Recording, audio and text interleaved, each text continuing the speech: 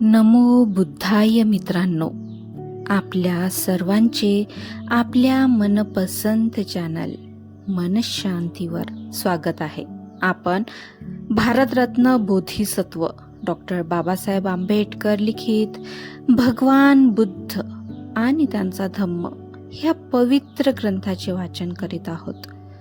चला तर सुरू करूया आजच्या वाचनाला.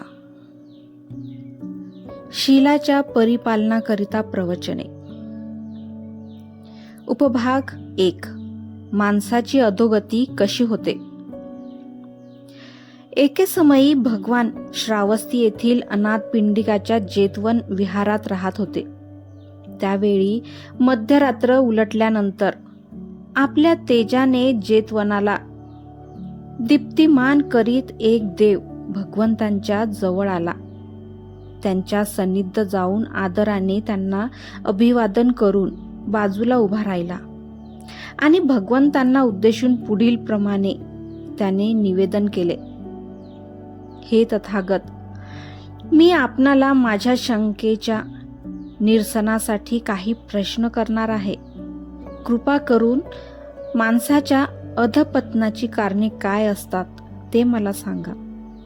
भगवंतांनी ती सांगण्याचे मान्य केले आणि ते म्हणाले, कोणाची उन्नती होत आहे आणि कोण अधोगतीला जात आहे हे सहज समजण्यासारखे आहे. धम्मप्रेमी हा उन्नत पथावरील तर धम्मद्वेष्टा हा अधोगतीच्या पथावरील वाटसरू असतो. जो धम्मावर प्रेम करतो त्याची उन्नती होते, जो घृणा करतो त्याचे पतन होते. अधोगतीच्या वाटसरूला दुर्गुणी माणसे प्रिय वाटतात आणि सद्गुणी माणसे अप्रिय वाटतात. त्याची दुर्गुणी माणसांवर श्रद्धा असते, त्यांचा धर्म त्याला चांगला वाटतो. हे त्याच्या अधोगतीचे दुसरे लक्षण होय. झोपाळूपणा, गप्पा मारण्याची आवड, निरुद्योगीपणा, आळस, क्रोधविष्टता हे सर्व दुर्गुण असणे हे अधोगतीचे तिसरे लक्षण होय.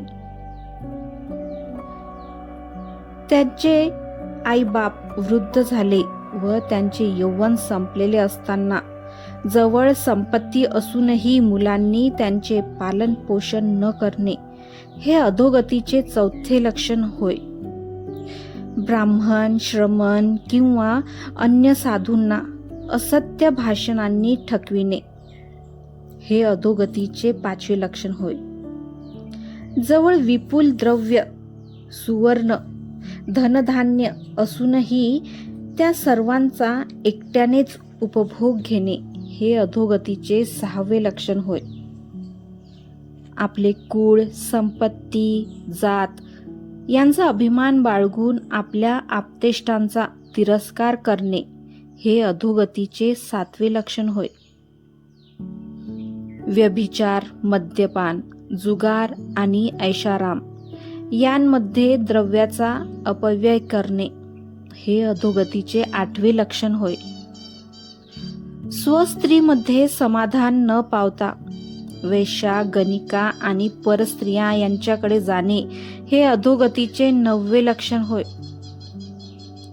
असंयमी, उधळी स्त्री अथवा पुरुष यांच्या हाती आपल्या व्यवहाराची सत्ता देणे हे अधोगतीचे 10वे लक्षण होय.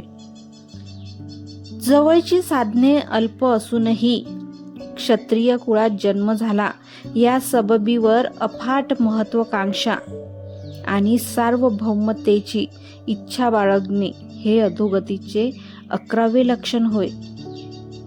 हे श्रेष्ठ देवा, ही सर्व अधोगतीची लक्षणे आहेत. या सर्वांपासून दूर राहिलास तरच तू सुरक्षित राहशील. उपभाग 2. दुष्ट मनुष्य.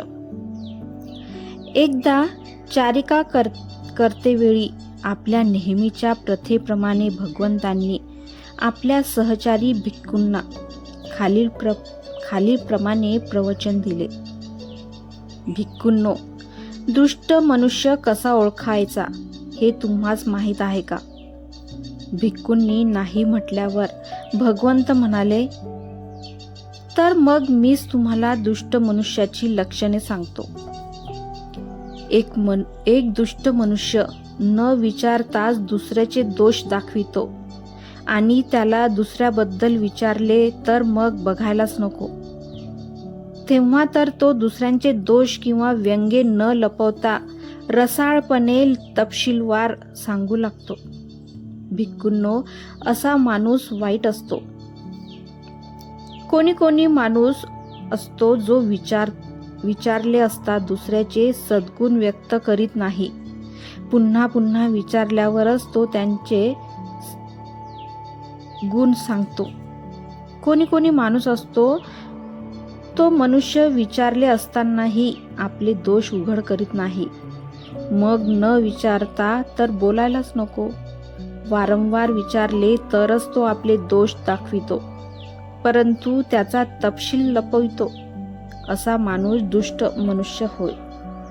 हे भिक्खूंनो, असाही मनुष्य असतो की जो विचारले नाही तरी आपल्या चांगल्या गोष्टी उघड करीत असतो.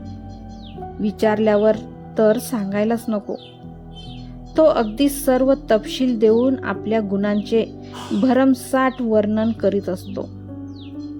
भिक्खूंनो, असा माणूस दुष्ट मनुष्य समजावा. मित्रांनो, आजचे वाचन आज आपण इथेच थांबवूया. धन्यवाद. तेरा मंगल तेरा मंगल तेरा मंगल होय रे. सबका मंगल सबका मंगल सबका मंगल होय रे. साधु साधु साधु. नमो बुद्धाय.